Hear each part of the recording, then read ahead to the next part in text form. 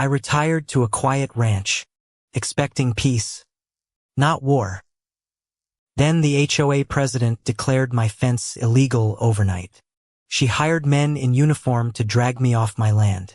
What she didn't know would end her career by sunset. I bought Cedar Hollow Ranch after 30 years in public service, craving silence, horses, and mornings without headlines. Deborah Whitfield ran our HOA like a fiefdom, clipboard in hand, smiling while she measured everyone's mailbox height. Neighbors whispered about fines for wrong-colored curtains, but I stayed quiet, unwilling to relive old courtroom battles. I never mentioned my old job. Around here, I was just the woman with the horses, and I liked it that way. Deborah cornered me by my mailbox, insisting my split-rail fence violated a bylaw nobody had ever enforced before. I explained the fence predated her rule, built the same week I moved in, with county approval on file. She sniffed, said rules were rules, and slapped a $100 fine notice against my porch door. I paid it, hoping quiet compliance would end things. Deborah, I'd soon learn, mistook peace for weakness. 2 weeks later, a second notice appeared. My barn's paint color clashed with the community's approved palette. I repainted the barn on my own dime, swallowing frustration, still choosing not to reveal who I used to be. Deborah began patrolling my property line personally, snapping photos, muttering into a voice recorder like a detective. My neighbor Ruth warned me Deborah had bullied 3 families into selling cheap after relentless fines and threats. I asked to see the HOA's official rulebook. Deborah claimed it was under revision and wouldn't show me anything. At the next meeting, she accused me of intimidating her simply for asking questions about her authority. Other homeowners stayed silent, afraid of becoming her next target, their eyes fixed nervously on the floor. I started keeping my own notes, dates, times, every strange demand, a habit 30 years of law never let go. Deborah's husband, Judge Harold Whitfield, sat quietly beside her, nodding at every accusation like a rubber stamp. I realized then this wasn't just a bossy neighbor. This was a small, hungry kingdom built on fear. Still, I told myself, pick your battles. I'd faced bigger threats than a woman with a clipboard. For a month, nothing happened. My horses grazed peacefully, and I almost believed the storm had passed.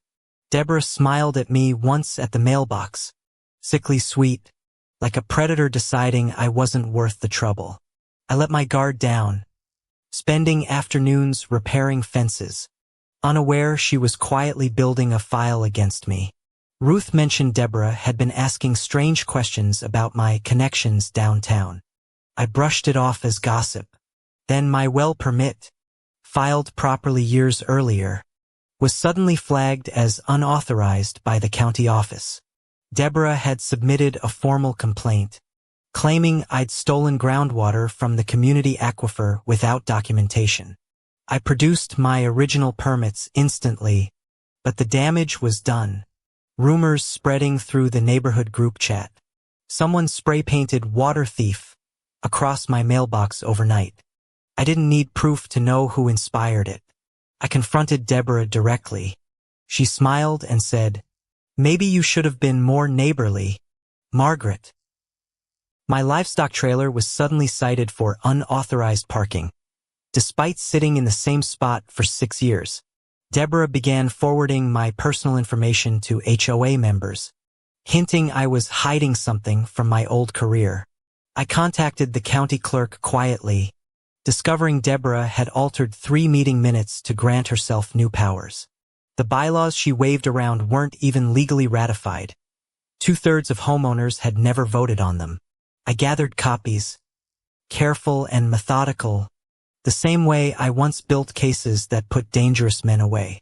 Deborah, sensing resistance, escalated further, threatening to place a lien on my property for unpaid HOA dues. The dues she cited didn't exist in any contract I'd signed. This wasn't governance anymore. It was extortion. I sent her a formal written request for the real bylaws. She never responded, only smiled wider at meetings. One morning, an unmarked black SUV rolled up my driveway, lights flashing, blocking my gate entirely. Two men in stiff uniforms stepped out, badges gleaming, announcing they had a warrant for trespassing violations. I asked for identification. They hesitated just a beat too long before flashing laminated cards I didn't recognize. Deborah stood behind them, arms crossed, triumphant, like she'd finally won a war I hadn't known we were fighting. "You'll learn to respect this community," she said, as the men reached for handcuffs on my own porch. Something in their posture, their scripted phrases, told me instantly these weren't real officers. I'd interrogated hundreds. I asked which department employed them. They mumbled, "Private security contracted by the county," a phrase that didn't exist. Ruth watched from her yard, phone raised, recording everything, her hands trembling but her resolve steady. They cuffed my wrists too tight, reciting rights that were legally garbled, missing entire required clauses. Deborah filmed it herself, grinning, clearly planning to show the footage as a warning to other homeowners. I stayed calm, memorizing badge numbers that didn't match any real department format I'd seen in 30 years. As they walked me to the SUV, I quietly said, "You've made a serious mistake today, Deborah." She laughed, certain she held all the power, certain no one would question a woman with a clipboard. At the fake station, a converted storage unit off Route 9, no booking process, no real paperwork existed. I asked to make a phone call. They refused. Exactly the kind of violation that unravels everything in court. I called instead on instinct, memory, and 30 years of contacts who still owed me favors. One call reached my former deputy, now a state police captain, who recognized my voice immediately. "Margaret," he said, "sit tight.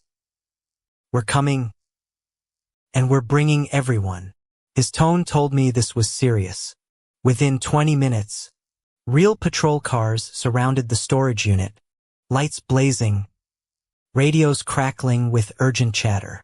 The fake officers scattered, but the exits were already sealed by professionals who knew every trick they might try.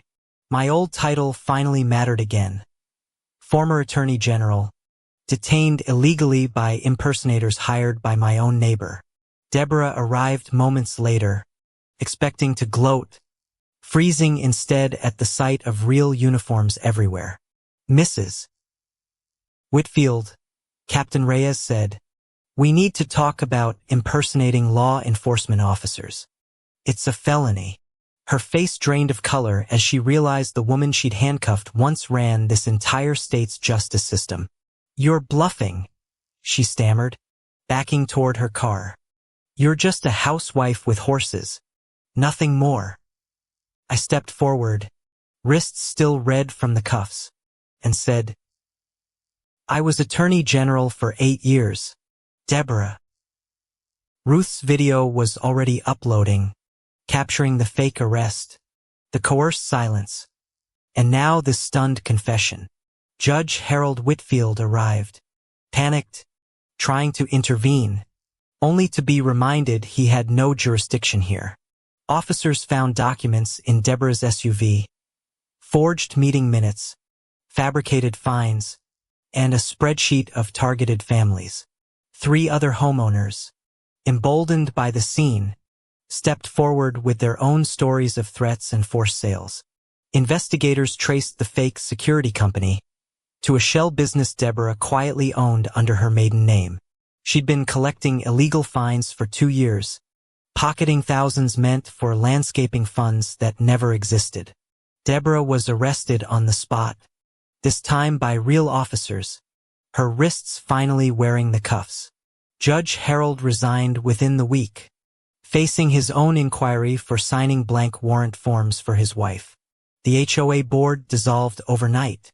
Replaced by an emergency committee I reluctantly agreed to help oversee. Deborah pled guilty to fraud and impersonation charges, losing her home, her title, and every ounce of her fake authority. Ruth's footage went viral, and homeowners across the state began questioning their own HOA boards for the first time. I still ride my horses at dawn, peaceful again, knowing some fights find you no matter how quietly you hide. The END.